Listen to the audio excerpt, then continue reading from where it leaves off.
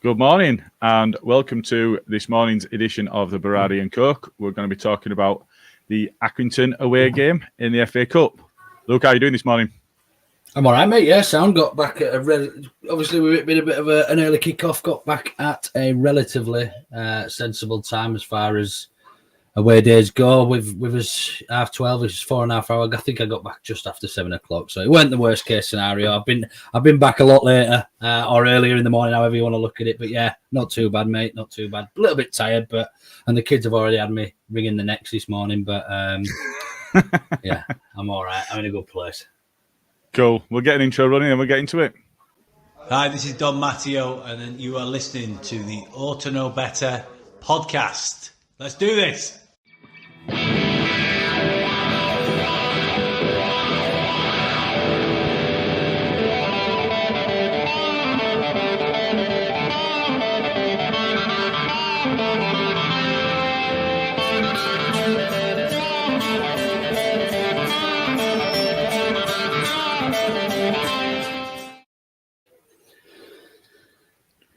All right then, just a couple of people saying morning Liam, and good morning and good evening to the ball Pom over there, far away from us, and morning to Skip.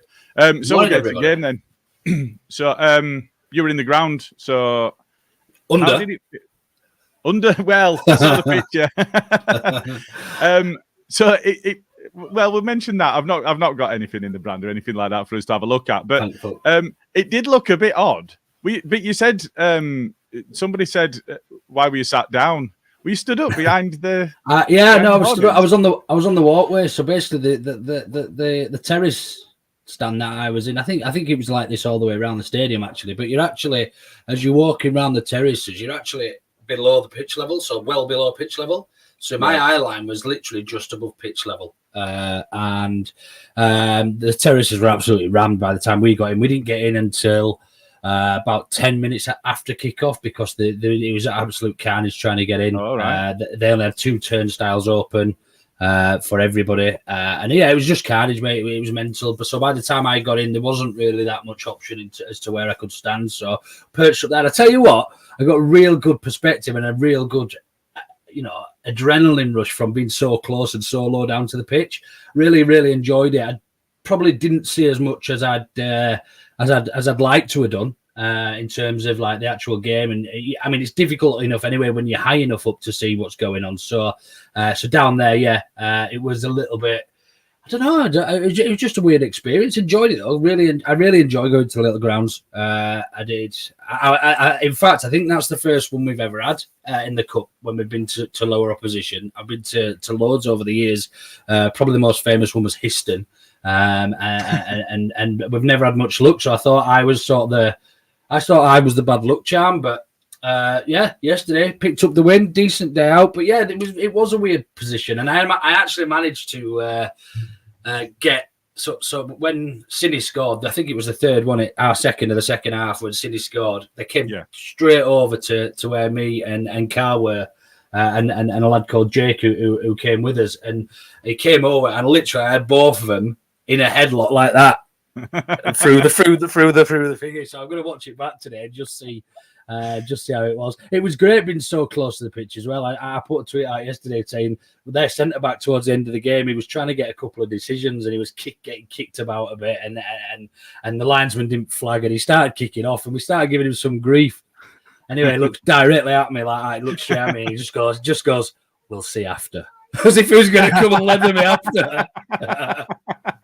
See you outside. And then he got there, but he's going to cry in a minute. And he just got absolutely tormented. The worst thing you could do, it's kind of thing you see Sunday League type stuff, and it reflects. I mean, Accrington are doing poorly in League One, and we had enough class out there to be honest yesterday to make it a decent away day. Cool. So, in terms of atmosphere, then, I mean, I know what you're saying. It feels different, doesn't it? The further up the stand you are, it seems like the more of the game you can see the shape of the side and so on, but you feel a lot less involved. Well, that's completely out the window when you're at a little stadium like that, isn't it? You're involved throughout. Feels different. Absolutely. Absolutely, mate. It feels. I mean, still go watch Wakefield Trinity quite a bit, and that holds, I think, between 10 and 12,000 before this new stand got built, or something like that. I think it's just over 10,000. This held 5,200, so it's half the size of Bellevue. Which, I mean, Bellevue's tight as it is, like, but yeah, we can imagine there was probably 7 or 8 rows of the old terrace type standing, you know, with the metal horseshoe type thing. Yeah, that's it. Yeah, just safe. And then at one point, there was a kid sat on it on the front one behind me. So I was stood at ground level and pitch level here, and there was a kid sat behind me on the first row of them. And I can't remember who had a chance. I think it was Bamford put it into the side netting, and all the crowd came forward, and he just catapulted off the thing straight into me back. So yeah, things like that, you know, you miss it when you go into these little grounds. And this, you know, the pubs around there were so welcoming. They were letting everybody in. They wanted you in there spending their money. It's not like when you go to London and you've got to sort of dig about and find an away pub and all that sort of thing. It was a real good day out, mate. To be fair, I didn't have much to drink. I think I had 1 pint all day because I was driving. So yeah, it was good, mate. It was good, different feel to it, and I almost hope that we get another small club away in the next round. Not because I want to progress, but also because I do sort of miss those types of games. Yeah, no, that's fair. No, so I think the draw's Monday night, isn't it? Is it on the One Show? I think. Is it Monday? I thought it was today. It's not today. I think it's Monday night during the One Show, which I've never watched. Fucking hell. Lampard's getting his fingers everywhere. If it's not him doing something, it's his missus doing it.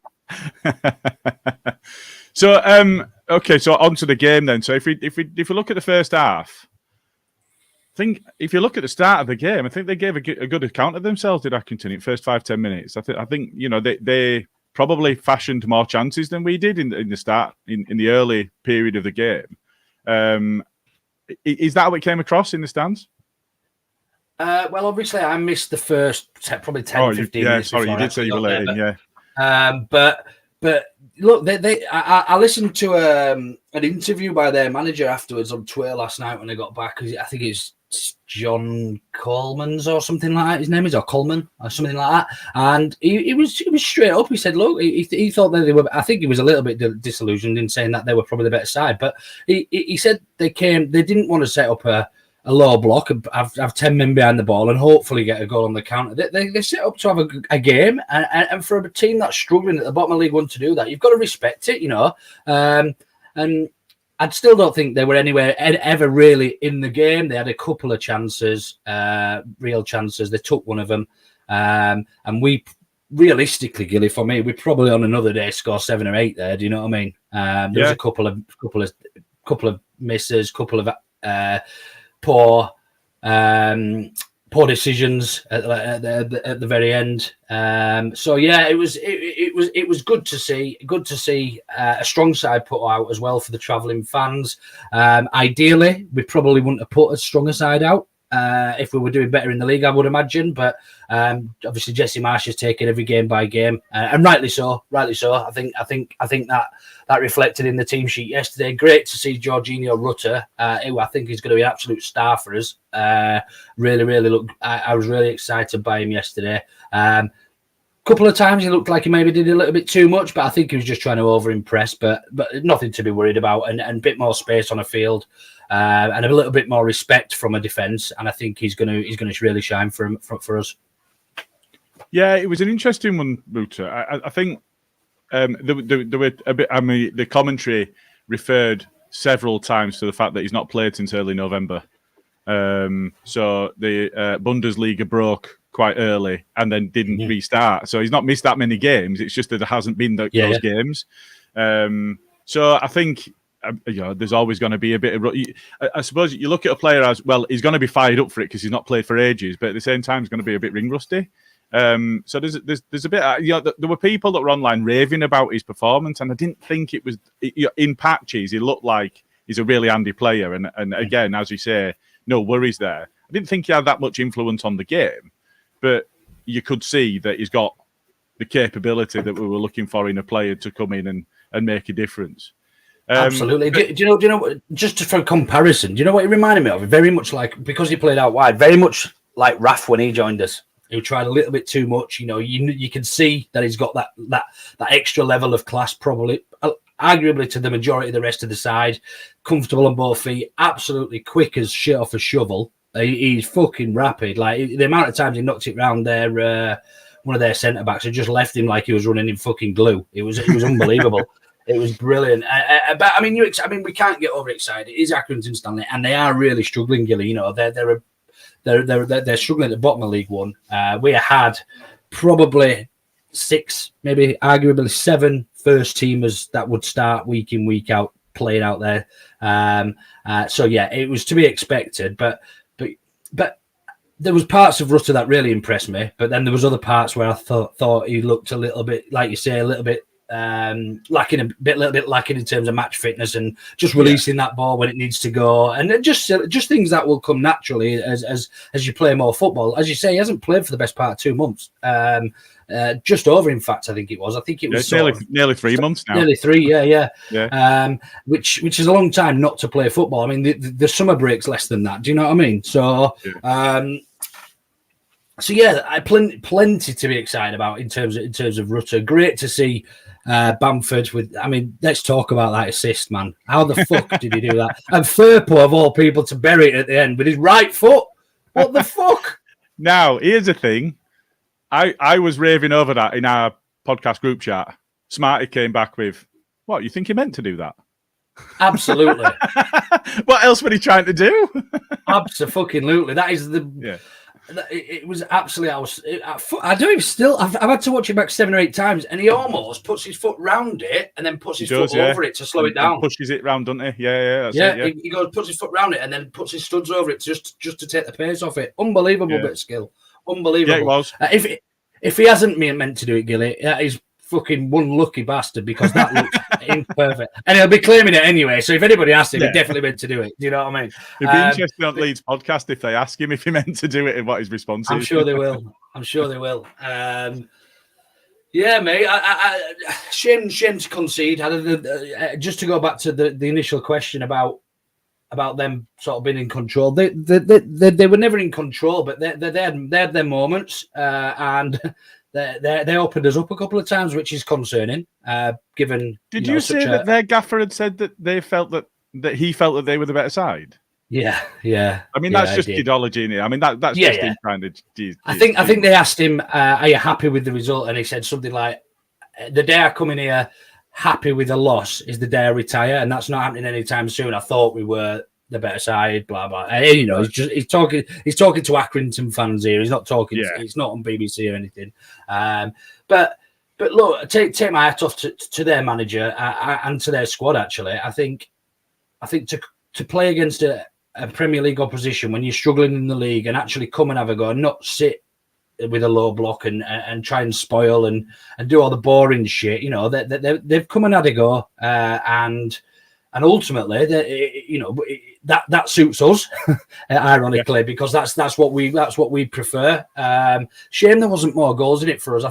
I just thought we had a lot more in us yesterday. I thought we probably on another day, but given the squad we started with, and playing a lot of players coming back, getting minutes after match fitness, Sinisterra, Paddy, and 1 or 2 others, it's probably it probably was the right result. And on another day, they bury those chances if they get them again.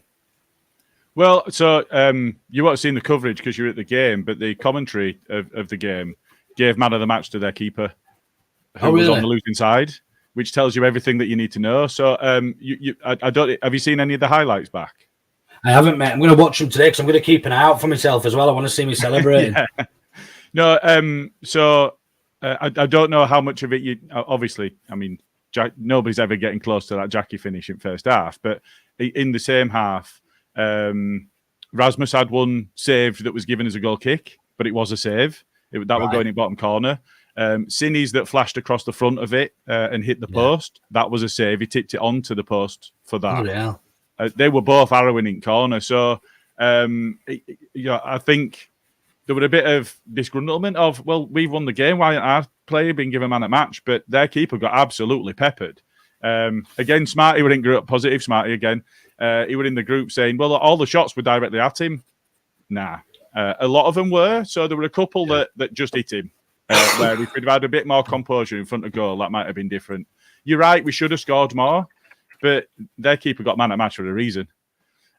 Just in terms of the personnel, so you're right. We started off with a strong side. We were in control. I think from the midpoint of the second half onwards, we were almost in cruise control more than anything else. I was interested with some of the subs. So we brought on Matteo Joseph and we brought on Perkins. We also brought on Rodrigo and Aronson, which surprised me a little bit. I'm thinking, well, why are we bringing our top scorer on to have a 20 minutes or however long it was, when pretty much the game's won? Shouldn't we at this point be giving other people some minutes?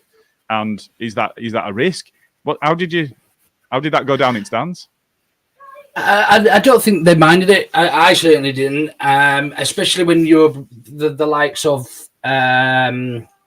Harrison went off, I think, as did Cine. It was Cine went off for Rodrigo. Cine, yeah. So you look.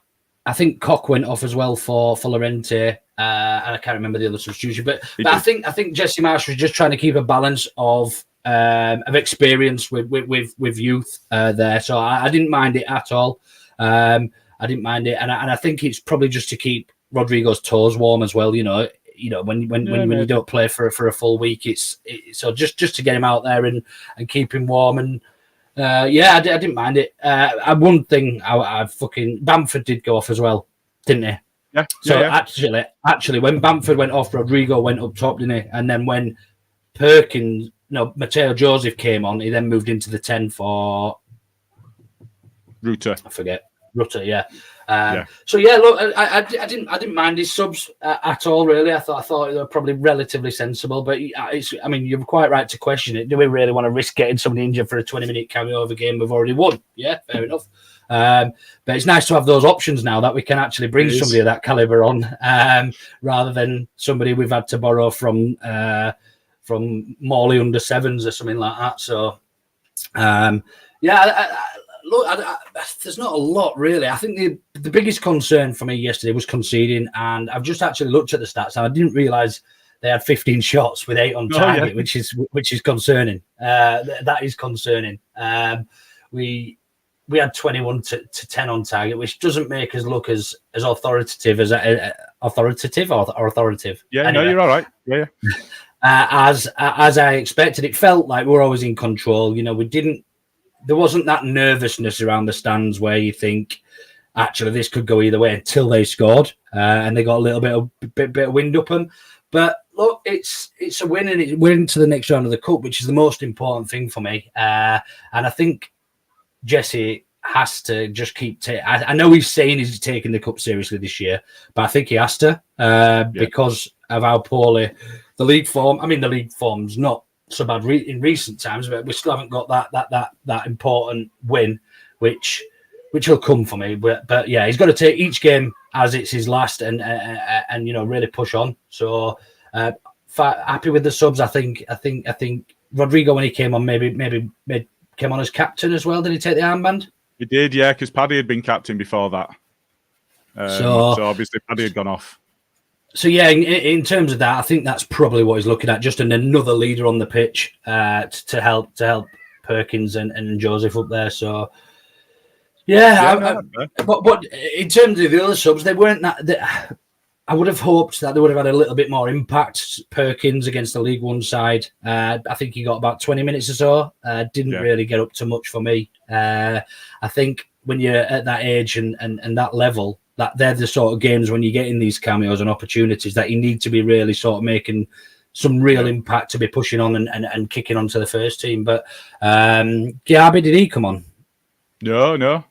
So that the list of I think you're right, but I think they both did have an impact against Cardiff, didn't they? So we were looking for them to have a similar impact. No, the total list of changes: Lorente came on for Koch, Joseph came on for Jackie, Rodrigo came on for Cine, Perkins came on for Rutter, and Aronson came on for Bamford. Right. Yeah. So there's 3 first-team players coming on there, and then 2 younger players coming on. So that is you're right to say they were balanced. I just wondered if we'd see the likes of JB getting some more minutes and things like that. So especially when when we've got it won, basically. Yeah, absolutely surprises me. The other thing, Smarty's spot on there with Greenwood. Greenwood does a job in there, but it's not a job of any substance for me. He's not bad, and he'll pass the ball about, but that's all he does. He's very much static for us in there. We don't really get anything additional for him. Like with Adams, when Adams plays in there, we know what we're going to get. You know, he's going to terrier and win balls. When Rocker's in there, we know he's going to spray some balls out wide. With Greenwood in there, he does a little bit of nothing for everything. But he does enough. He's good on corners. Yeah, he does. The impact he has in open play is reduced, and early on in the game. So, and just to make a point here, you're right that Smarty's making points in the comments. I just want to call out the fact that he won't meant to be on here. Yes, well, Ed. And I will dig out the comments because he's denying that he's made these comments. But yeah, I'm not having any of that. I'll dig them out. That's fine. They'll still be there. So yeah, I think. From a perspective of that midfield, I think you're right. Early in the first half, they were more at it than we were, and I made some comments in one of the group chats before kickoff about it. Really is about time that we started playing these lower league sides without fear, and that we just got out there and just said, you know, we're elite athletes. We're at the top of our game. You can't touch us, and we're going to prove it. Rather than this playing with fear. And I think the important aspect that you're calling out in terms of the results and so on is we haven't been beat soundly for a while. And in fact, we haven't been beat for a while. And that's important. I don't think we've been soundly beaten all season. I think the only real hiding we've had in real terms is Brentford away. And we didn't even play that bad. You know, there was a couple of individual mistakes in that game, and it could have probably gone either way. So that's the only, score-wise, that's the only battering we've really had. City battered us, but to be expected, you know, they probably should have had 7 against us, City. But... yeah, but, you know, multi-billion pound squads are going to do that to you, aren't they? But yeah, so I think you get the wagon rolling and it's much easier. And that is why, you know, we are looking for, in the past, I think a lot of us have said the league's our only, we needed to get promotion. We needed to survive. I think the league previously was our focus. And you know what? If we get beaten in the cups, but we guarantee survival, or we get promotion, so be it. That's fine. I think we were all hoping to be in a stronger position in the league by now, and to be able to put more emphasis on the cups, because it is ace. It is brilliant. It's fantastic that we get. You know, was it 2016 the last time we were in 5th round, and you know only 4th round once since then. It's a nice position to be in. It is. It's a nice position to be in. I'll tell you. Although the league doesn't look great at the minute, we're not going to beat around the bush in terms of the league. But to be able to have a squad with enough depth that we can actually play players that are of real quality and still have backup and options from the bench and going into league games and things like that, it's a lot to look forward to. And we're going through a real big transitional phase now, I think, and especially if McKennie comes in, we've arguably got a mid-table top, you know, a mid at the very least, I would say a mid-table side now, and it's time to kick on, and it's nice to have that. It's nice to have that little bit of not even flexibility, but that those options that actually you can start Sinisterra when he's been out for a couple of months and actually in a cup game against Accrington Stanley, and we can actually take it a little bit more serious. I mean, we're only two. I still hate this that you play the semi-final at Wembley, but we're 2 games away from a day out at Wembley. Do you know what I mean? It is a lot. And the reason I hate it for anybody who cares is it takes away that thrill of going to Wembley for a final. Simply for me, it should be at a neutral ground, Villa or Hillsborough or something like that for me. Semi-finals somewhere away from home. But still, I think the finals should just be at Wembley. But anyway, 2 games away from a final. There's still some shit teams in that. I think there was only 9 teams left in Premier League teams left in the cup or something yesterday. But somebody will correct me on that. I was just about to. I was just calling it up now. So I don't know when this. Oh, this is prior to yesterday's games, because it's Accrington, Stanley, or Leeds. So I don't have them. We're just giving details of the draw. I mean, the sides in there. So Luton and Grimsby played each other. I think Luton won that one. So they're in. Ipswich and Burnley are still in there. Wrexham and Sheffield. It was a draw. Oh, was it? So that'll go to replay. So Sheff Wednesday and Fleetwood played each other. So there's sides further down the league rankings that are still in the cup. And I think you're right. Those away days and being able to go and impress our own game on a lower league opposition. One stat that I did see, and fair play to Marsh, is he's never been beaten by lower league opposition.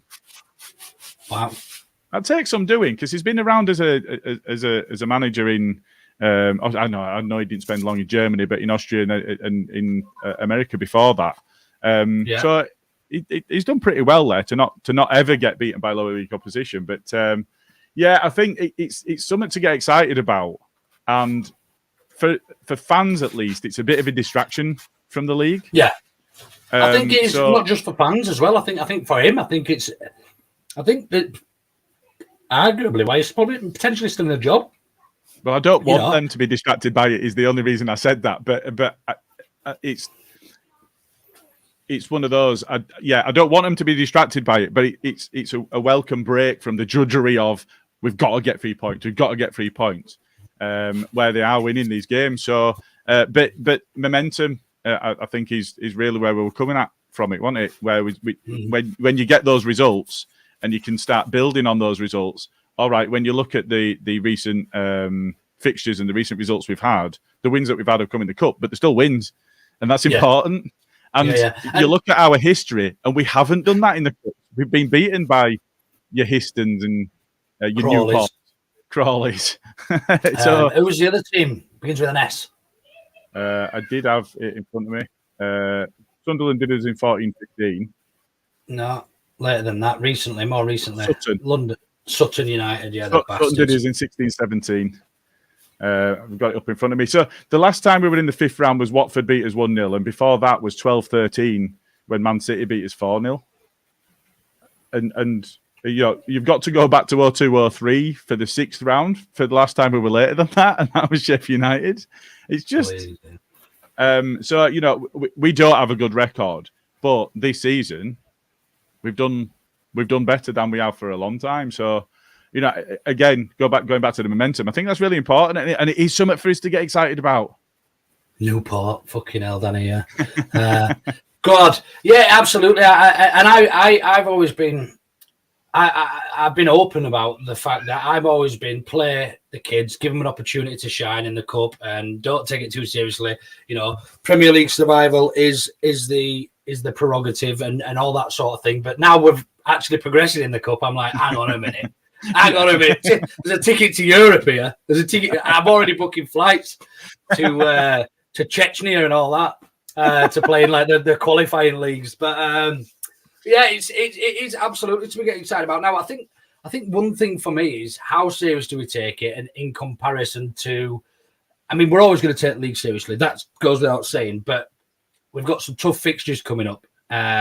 Starting with Forest away. I think we'll probably play the next round between Forest away and we can't play them that weekend. We play Scum midweek, don't we? We do, yeah.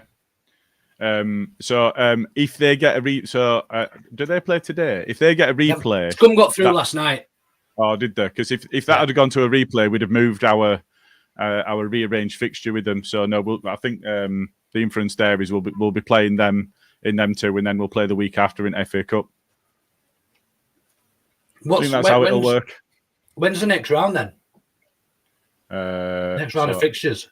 It's usually only a couple of weeks after the draw, isn't it? 10 days after the draw.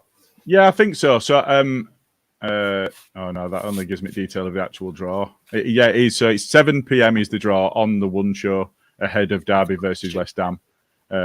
But yeah, I don't have the fixture list, but I think it will be that week after the second Scum game. After the what, sorry? After the second Scum game.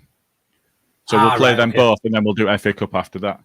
So, fair play to their keeper. I think I understand why he got man of the match given the way that he played, but fuck that. our best player. So from a perspective, well, actually, I just want to call up one thing because I don't know what you saw from the from where you were, but there was a comment, and I just want to go back to it. I should have. Here we go. Danny Rumsey, we conceded because Llorente came on. Now, Firpo got megged. Sam Greenwood lost his man. Verber's in no man's land. Can't close it down. He does his best to close it down, but just can't get there.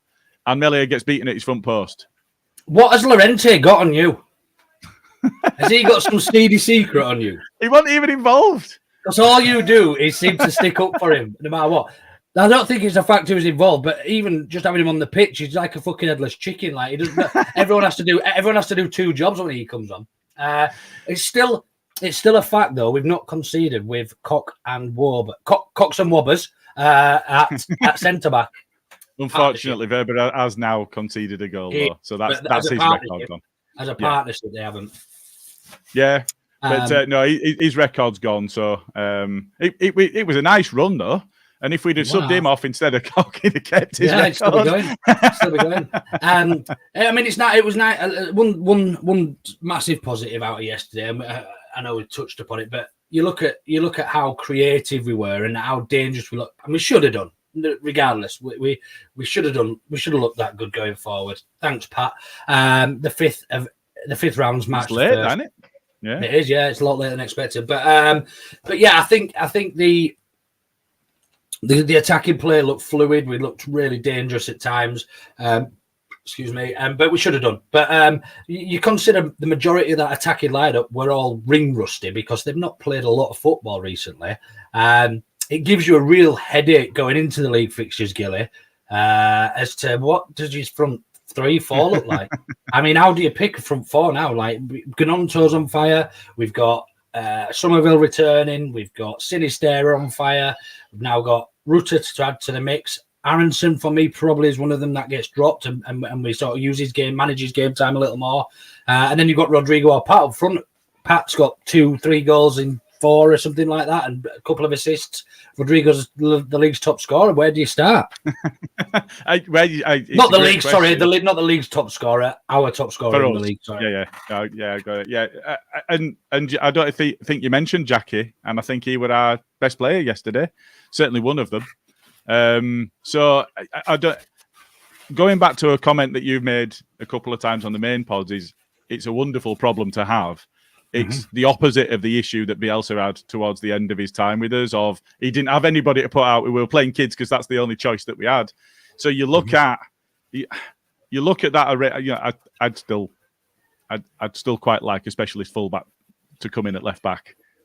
That's just me. You know, we're getting greedy. And McKennie coming in, Smarty made the point earlier, I think it was, about that would mean that Greenwood wouldn't be playing in these games and we'd have somebody else. So Adams and Rocker and McKennie would be in there and would be able to rotate between them and maintain that kind of... It's really tough. But, you know, that just goes on not just what you see in the games, but what you see in training as well from the coach, doesn't it? So I think... for me, I think up front, Rodrigo keeps his place in the main games because he's scored the goals. Now, absolutely. Bamford's done well coming back in, and he does offer us what Rodrigo doesn't in occupying defences, pulling them all over. And the interplay that he's got, I think, is slightly better. Rodrigo's interplay is good. His passing's good. Unless he's trying to clear it from his own half and he goes backwards in the air. Yeah, and just hands it to the right winger of the opposition. I think for me, because he's had such a good season so far in terms of scoring the goals, yeah, all right, some of them tap-ins, but you got to be in the right position. Some of them penalties, but you got to put them away. I think it's Rodrigo for me to keep his place. I think you mentioned Jimmy as well. He's going to have to get back up to speed. That might be 3-4 weeks, given the period he's had out. Sinny's gone through that same thing, hasn't he? So for me, I think Sinny's probably going to be starting opposite Jackie. What happens in the middle, I'm not sure. Yesterday, I would have liked to have seen Willie come on and really get at him and really put him to the sword. But I understand it, you know, in terms of the the minutes he's had and the reliance we've had on him, actually giving him a rest isn't a bad thing at all. He wasn't even on the bench, was he? I can't remember. I thought he was. But was he yeah, not banned? I would have liked him. Oh, it's a new one on me. I'd missed that. Or is he banned from the next game or something? I'm sure I read that was just somewhere. Cock. I don't know. Yeah, I'm talking about Willie, not Cock. That makes it easier. I think just to expand a bit on that, I think the impact that Jackie has is still really important to us. And, there's still talk. Right, he's suspended. Yeah, there's still talk of him potentially being sold. If he goes, the comment that you made before about the value of the deal is important to us for us to be okay with it. But at the same time, I don't want him going to Leicester. They are in terms of the league position at the moment, they're a direct rival to us. We're joint points with them. I don't want to be strengthening them at all. And that he'll come back and score against us 100%. Yeah, look, I can't disagree with any of that, mate. I think Rodrigo has to start based on his current form this season. It's nice to be able to manage Paddy's games, to be in a position where we could pick and choose when we bring Paddy on. Oh well, hello. How's he got 5 heads in one picture?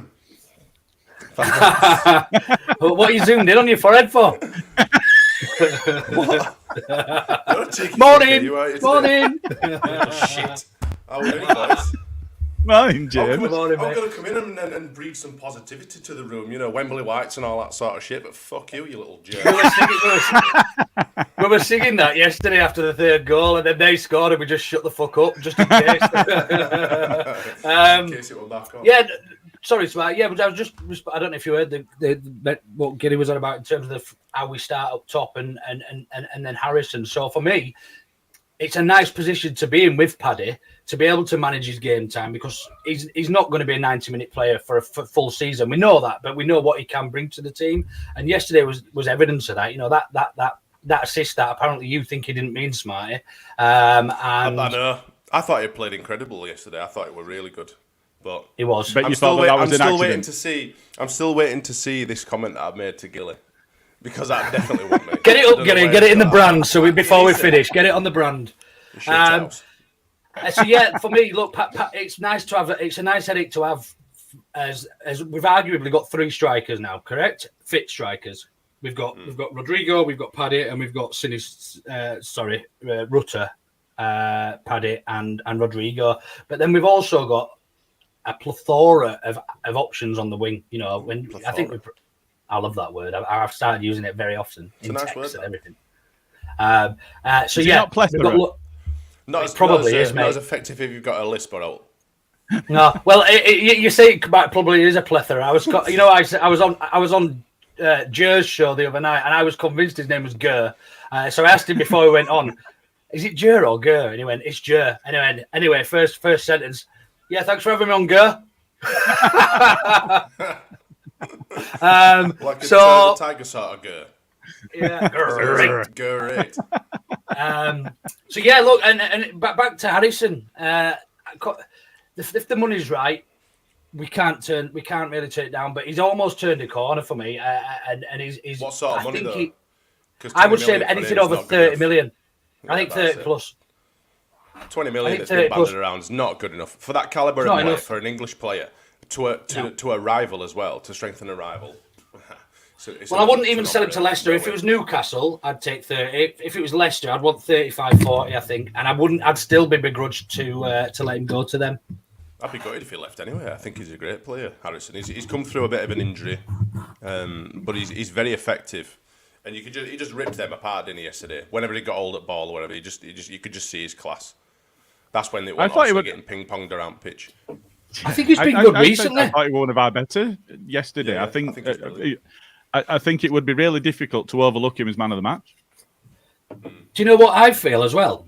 I think he'd be better in the 10 starting for us than what Aronson would. He doesn't seem to do well in that middle position, though. Bielsa tried him a few times, didn't he? He played there yesterday, didn't he? No, we're on left.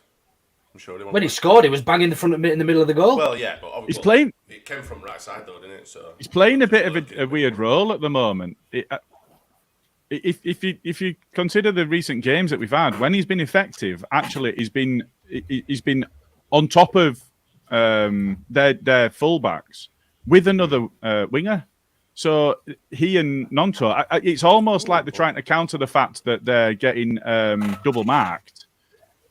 So the attacking players are getting doubled up on. So the way that they're countering that is to double up on the fullback, and Jackie and Willie doubling up on the fullback and doing them that way, and it's been really effective, and I've liked it. So I felt like Harrison had played a bit further back in recent games and almost adopting a 4-3-3 when we've got the ball.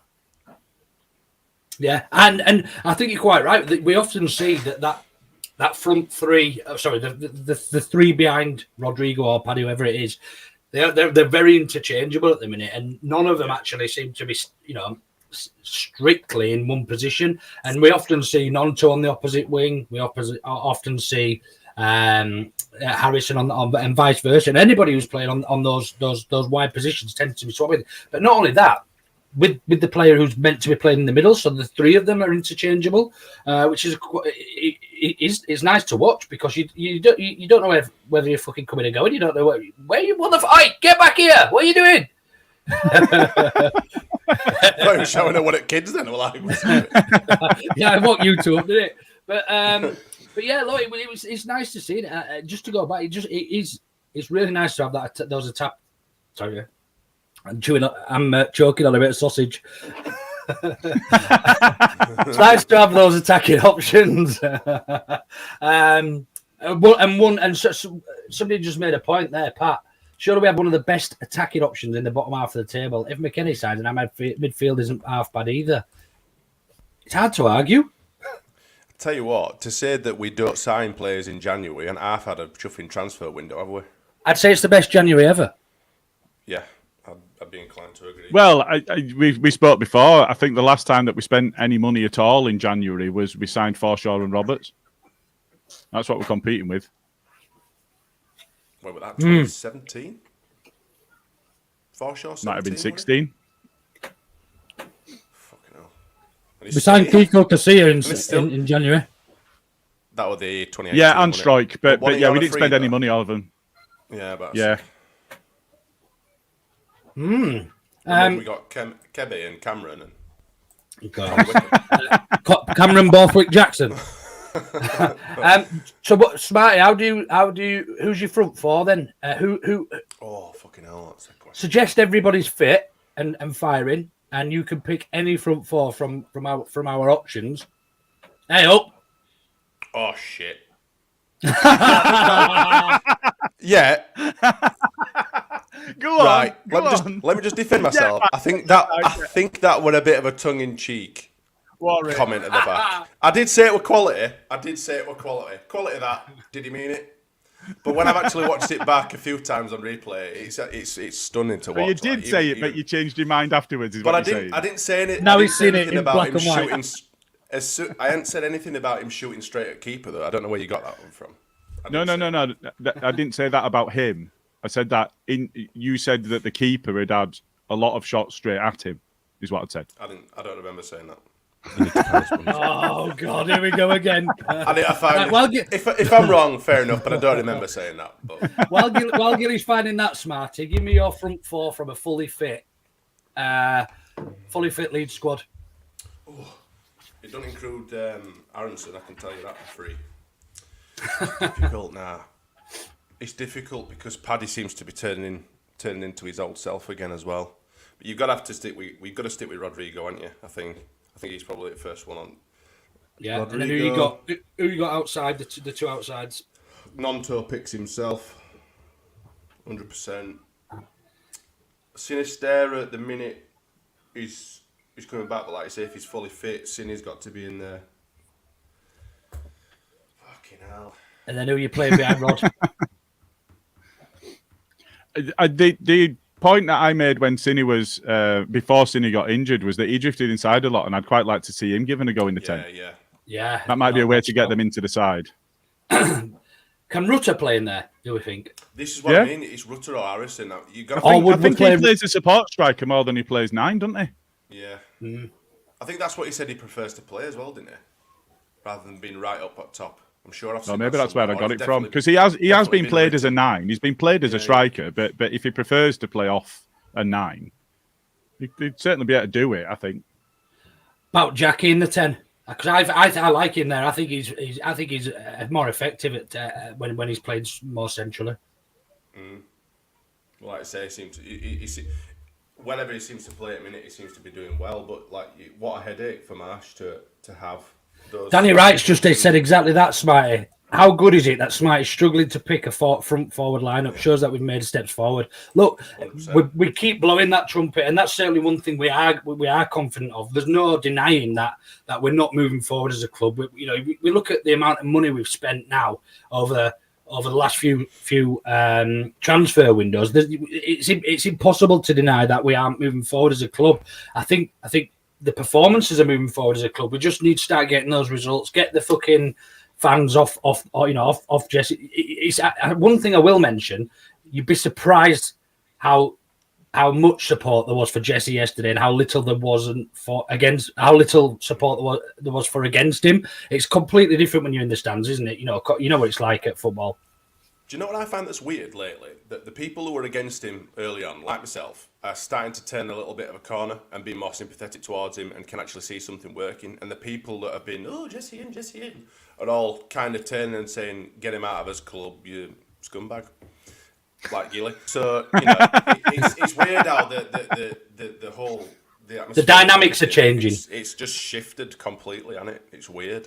It's really. See, I've very much been give Jesse a chance. Let's give him more opportunity. Blah blah blah. But I'm slowly losing faith until we get that win. I mean, I'm still confident that we've made enough improvement as a football and the way we play, the style that we play. And I think he's even adapted it slightly because we're not playing the same stupid, chaotic football that we were playing before. It's still chaotic, but it's not as chaotic, and there's a little bit more control. That first 20 minutes, 15, 20 minutes yesterday were just fucking horrendous to watch, wasn't it? I missed it. I didn't get in the stadium. It were literally walking down to the local tip and watching Sunday League. Honestly. It were awful. That first 15 They were on top. Horrendous. Do you know what? They were on team, definitely. Do you know what? That's what I expected from all of yesterday's game, because that's usually how cup ties against lower league opposition go away from home. And that's what I completely expected. So I was quite surprised when, by the time, thankfully, I seem to have missed it all, so I'll watch it back today. But by the time I'd got him, we looked very much in control of the game, and, we were playing relatively fluidly. And it's to be expected against Accrington Stanley, let's be fucking honest. You know what I mean? Yeah, of course. It just looked really rushed. Like, we weren't taking this time. It was like, right, get up to forwards, let's smash as many goals in as we can as soon as we can. And like I said, there didn't seem to be any control. It was not controlled. But is that you, Ali? There was no control. But no, it were good. I love to watch Lee Jedited. It breeds confidence, doesn't it, as well? And going into Forest game with another decent win under his belts as well. Regardless of who we've beaten, it breeds confidence in the players as well. And he needs to get a win though. Yeah, definitely. No, I completely agree. It's an original, isn't it? It's not got a Nike missing. No. There you go. I think I've got the yellow one of that, or the white one, or both, maybe. Can't remember. Is it the one that they after with the blue trim? Wait there. Trim around it?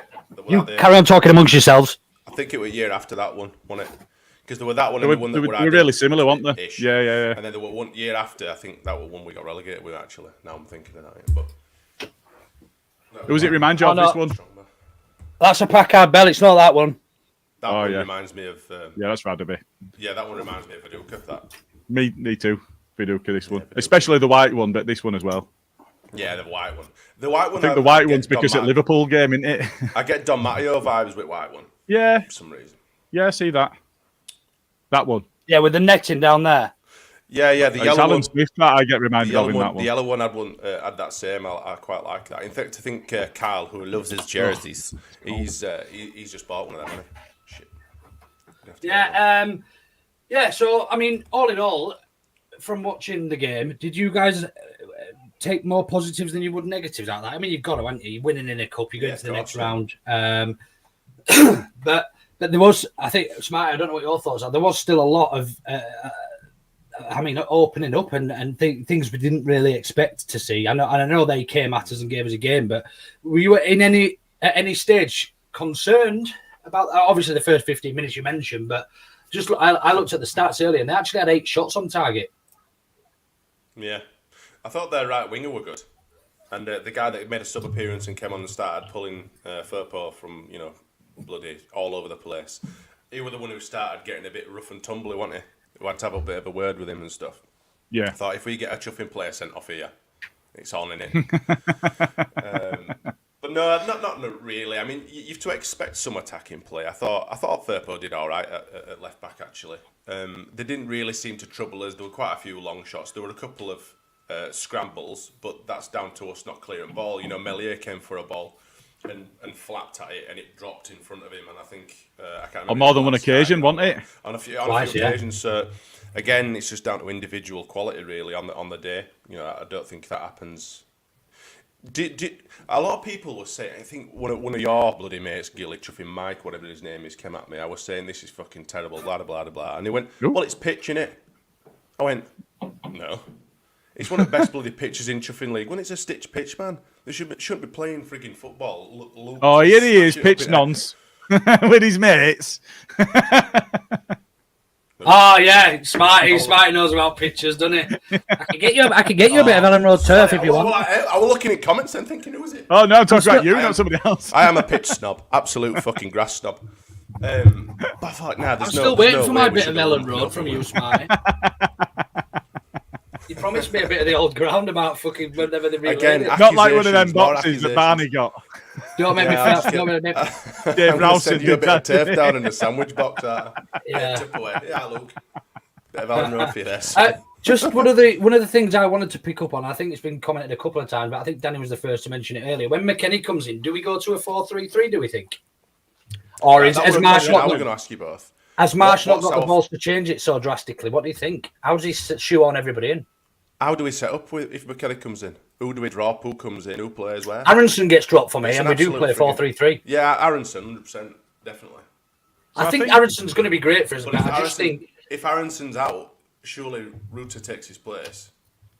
It's difficult. Well, it depends on what you're playing. So if you switch to a 4-3-3, which we've seen a few times, then there isn't really place for Aronson anyway, because your 3 would be Rocker, your first 11. We're not talking about changing around and so on. It'd still be there as a sub, but your first 11, your midfield 3 is Rocker, Adams, and McKennie.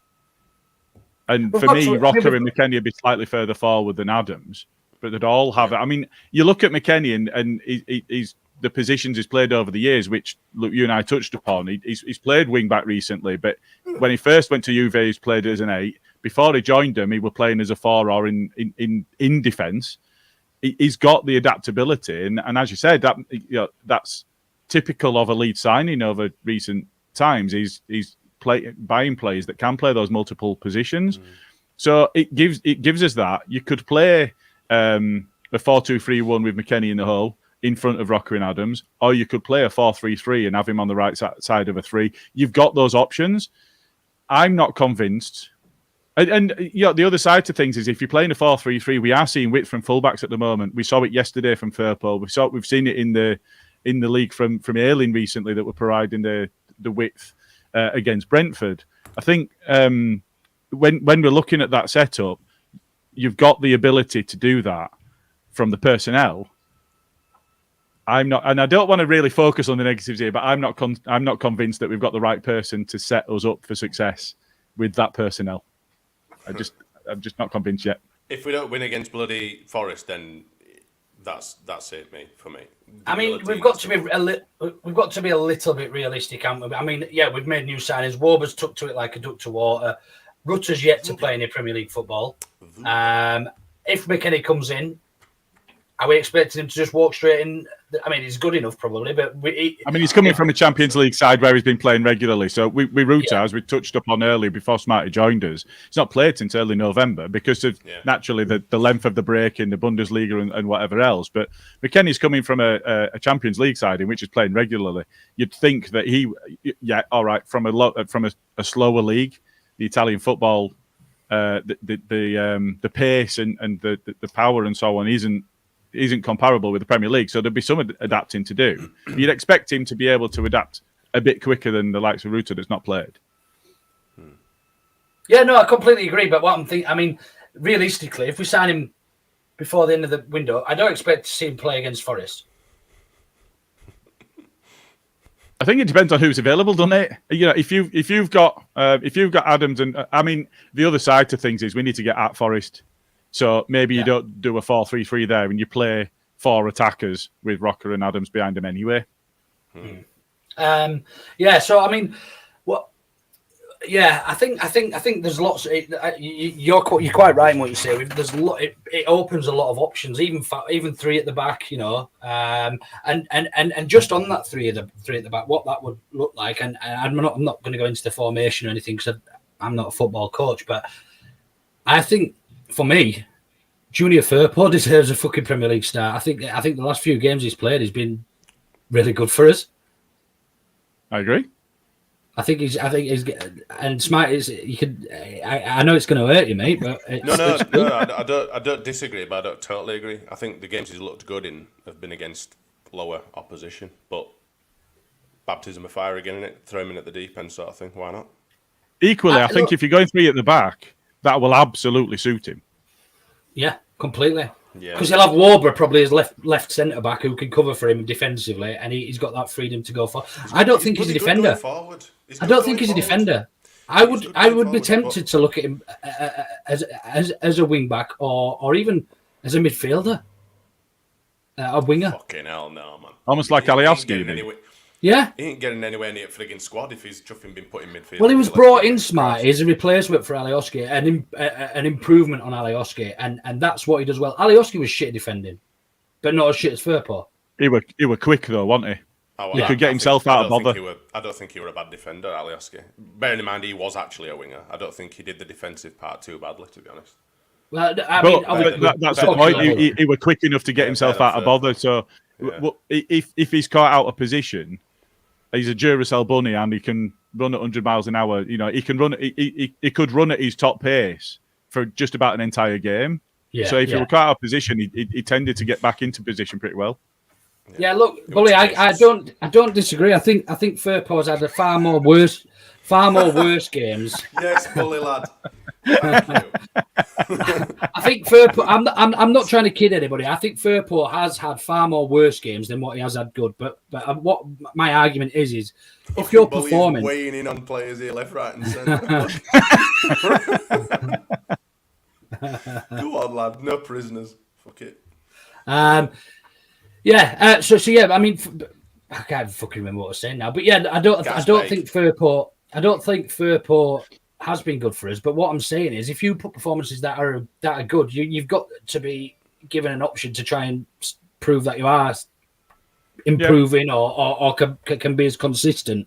There's a reason Barcelona paid double what we paid for him. Do you know what I mean? And there's a reason we paid what we did for him. There's a player in there. There's got to be somewhere. It works for people. It works for some players, and it doesn't work. You know, some players will be held as, he's going to be the next such and such and blah blah, and then they come and join your team, and it's an absolute chuffing wet fart.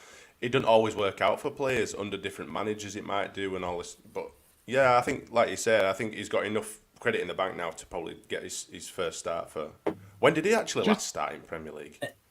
God knows. Christ. A long time ago. It'd have been last season, wouldn't it? Because he were injured as well for stretches.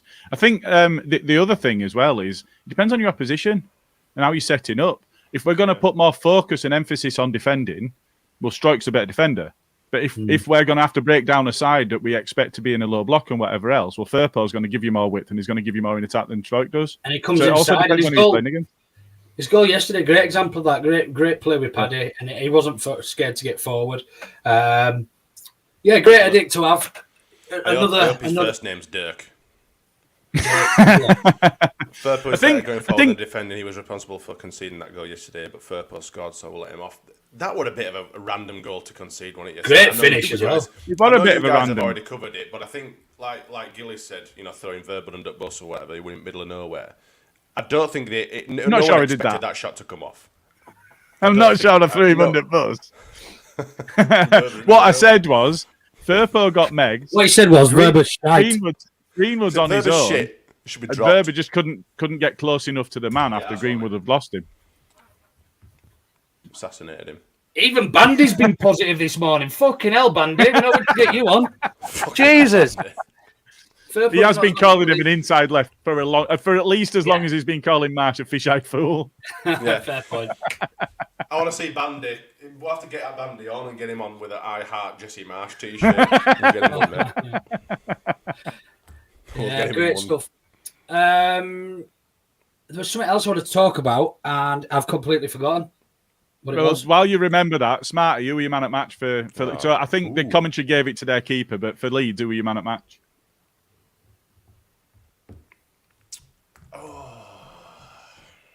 I think it's got to be between probably Bamford or Harrison for me, I think, probably.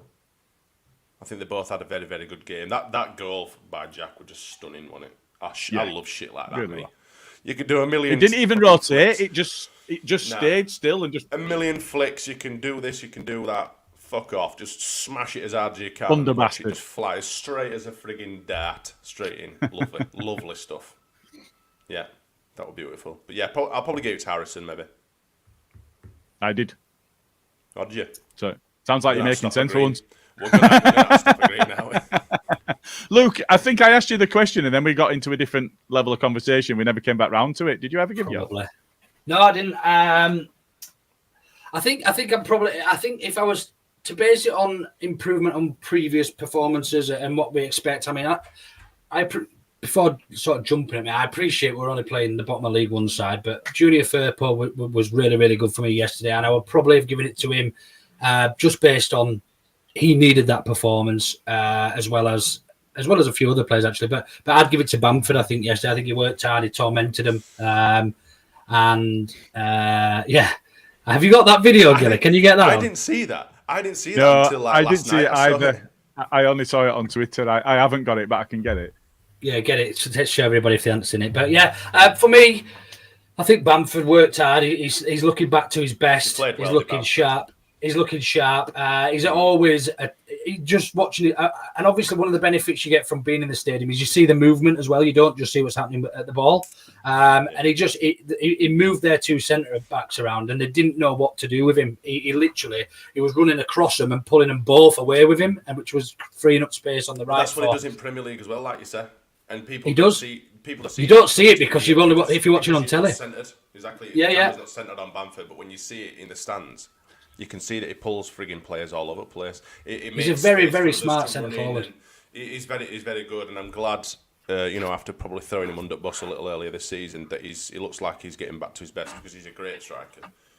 Yeah, I mean, it was only better with him in the team. It was only a few weeks ago I was saying that we need a striker because we didn't expect. But I mean, anybody who predicted this comeback, it's almost the resurrection of Jesus Christ, isn't it? He's come back and he's literally just jumped straight back in. It's like Easter all over again. He's come back in and he's just it's like he's never been away. He's almost found his form of the first season back in the Premier League in such a small time. Now I think that's because we haven't rushed him back. I think he was rushed back the previous one or two times because we fucking needed somebody. But especially Marsh when he shouldn't have played.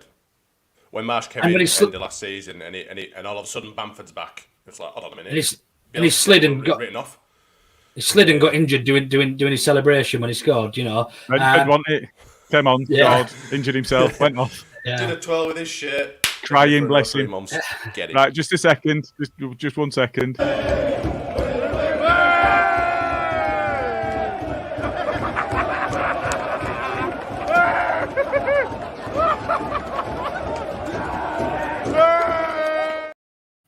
That's a class worm, by the way. It's a little fist bump. That was really good, that. It wasn't. It wasn't me doing the word bully, but you may have seen footage of me being a worm and being underground and looking like It the Clown trying to get out the grate. But it was a class worm. I know, yeah. Gilly's going to get it up now. I can see it in his eyes. The prick. You're looking like a little kid. I'm surprised you didn't have a board saying, "Can I have your shirt, please?" It was so yeah. Paddy definitely man of the match for me. Closely followed by by Firpo and Harrison. I thought Sinistera was really good yesterday. I haven't seen official ratings. Has anybody actually seen who how we rated? No, but I can bring that up. He's going to have this over you for the rest of our lives. The fact that you couldn't even get over that chuffing up. Those are hard. Until people see us next to each other in the Peacock and realise that he's like, he's a little fucking bastard. Hasbuller. Oh, there he is, look. There he is, look. Look at him. Look at the little mini-me, look. Who's that? Balding Yorkie Pom? Are you on here? He has no right to be having a go at your height. Oh, it's like that, is it? I see. That was his message to Jay, wasn't it? He sent a message to Jay. Ah, right. I see how it is, fellas. We're going to have to get a picture of you both next to each other now, aren't we? Just to prove us point. Something tells me Luke would be happy with that. Yeah, absolutely. There's literally half an inch in them, to be fair. They're both really small. Well, I've got sofa score on and I can't see yesterday. Oh, there we go. Oh, my neck. Right, I've got some ratings. So, Melier got 8.1. What? Really? Savin in their goal got 7.6 and Melier got an 8.1. I'm not even going to read them out because that's bullshit. So yeah, get the Cuban heels out ready. I bet Jay's one of these that have you seen these adverts that goes around Facebook that make you look like if you wear these shoes you look 2 inches taller because they've got like a little kick in the bottom of the trainers. And some insoles. He's got so Jay walks into the Peacock one day and he's like fucking taller than Bamford, just like scrolling round. Little spurs on the back as he's just rode in on an horse. He's having a duck under all chuffing door frames like Go on, Jay, lad.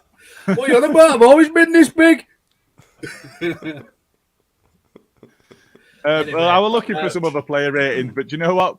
Forget them shit. Bollocks to it. It's fine.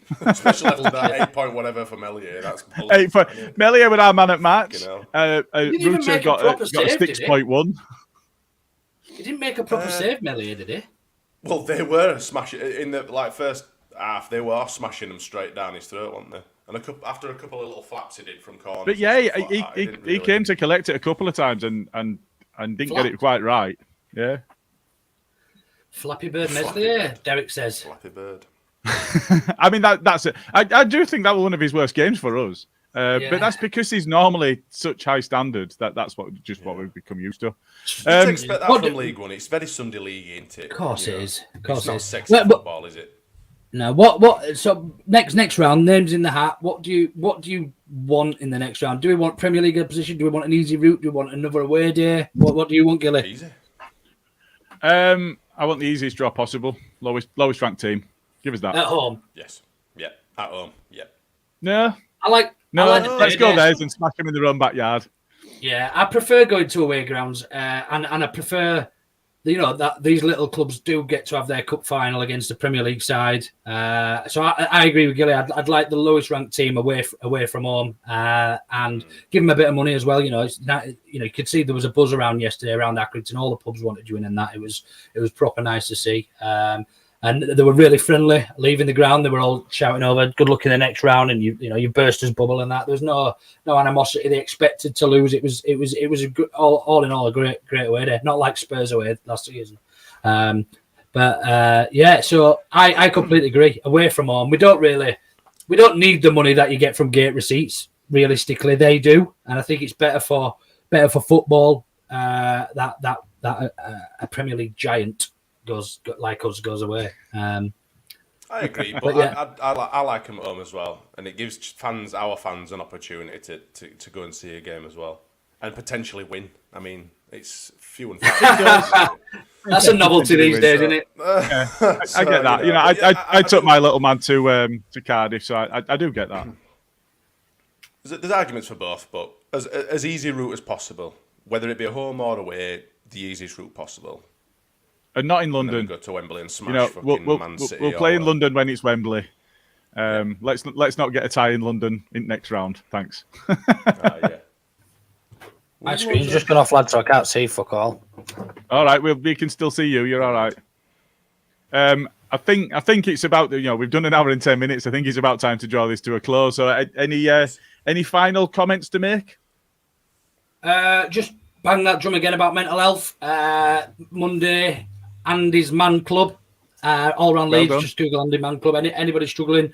And I know I mentioned last time that there was likely a female's version of Andy's Man Club in and around Leeds, and somebody sent me an inbox just confirming that there is one at the Kettle every Monday at 7:30 for women. Any women struggling, the Kettle. It's the Salvation Army, Ackroyd Street, Morley, for women's mental health. Pop in for a cuppa and a chat. It's ladies only, so feel free to get yourselves across there if you feel like it. Cool. I'd like to play Wrexham away just so I can start throwing pelters at that fucking dickhead Ryan Reynolds and his mate. Nice, I'd love that. I'd love Wrexham away. Are they still in it? Is that what that just said? I think so. Who did Wrexham play? Did they get a replay?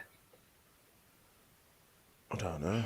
I did have it open, but then I was trying to find out who's left in cup and lost it. What is Sunderland? No, it wasn't Sunderland. No, they played Sheffield United, but I can't find it. Sunderland played Spurs, didn't they? I don't know. Oh no, Fulham. Oh, it's today. It's Wrexham Sheffield United today. Oh, is it? Sunderland played Fulham away and got a draw. Yeah, today at 4:30. It's on telly. Right. There'll be some sort of Ryan Reynolds loving word that we'll have to endure if we want to watch that. Christ. Does Luton count as London? No. I guess it kind of does, doesn't it? No, it's nowhere near. It's Hertfordshire. But it's all same. That's not even Hertfordshire, is it? It's the next one down. I can't remember. No, it's not London. So, if Sunderland get through their replay with Fulham, you could see the return of Jack Clark. Yeah. I tell you what, he's got a great goal. Did he won ball himself, didn't he? Oh, and Joffrey, yeah, good. Oh, no, he won't be able to play against us, though. Well, it's cup tied. Yeah. Diallo from Scum, though. They've got a good front three. So, I'd take any of them. But equally, it would be nice, if we pull a Southampton or somebody like that, let's go spank them. Yeah. I'd rather not. I'd rather avoid fucking Southampton away after my history. No, we'll have them at home. Has anybody watched any of this, by the way? I don't know. No. This Wrexham thing. It's Ryan Reynolds. It's all about him and Wrexham. Yeah, apparently, it's really good. I've not watched it. The lads who I went with yesterday were talking about it on the way there. I've not seen it, but it meant to be worth a watch. Is it Rob McElhenney or McElhenney or something like that? Is his mate as well? He meant to be famous. They're part on it together. Yeah, they're both co-chairman, aren't they? He's known though himself, isn't he? He's not just Ryan Reynolds. He's an actor. Right. He's an actor. Not as famous. I didn't know him until he were in that. He's in Deadpool and that. Right. Yeah. Mandy's Pan Club. Oh, is that Jay trying to be funny about the whip me? Right. Okay. Oh, yeah. Let's just ignore that. Bloody honestly, Jay. What a knobhead. Oh, there we go. McElhenney. Right. McElhenney. Got you. The Brinlaw Derby. That'd be brilliant. Brinlaw Derby, yeah, good call. That would be good, wouldn't it? Out. Was that a dad point? Out. Yeah. Out. I thought he was umpiring a cricket match while he was on here. How is he? Right. Cool. We'll call it there then. Thanks very much, finally, for joining us, Smarty, and Luke for jumping on as well. Thanks, everybody, for getting in the comments, as ever. And just one last thing, just smash that like. Oh, no, we're not allowed to say smash. Hit that like and subscribe and do all of that stuff. Go follow us on the audio pods and give us a helping hand and give us some reviews and stuff, because that helps as well. Jump on it, get all over it, and we'll see you again on Tuesday night. See you next Tuesday. See ya.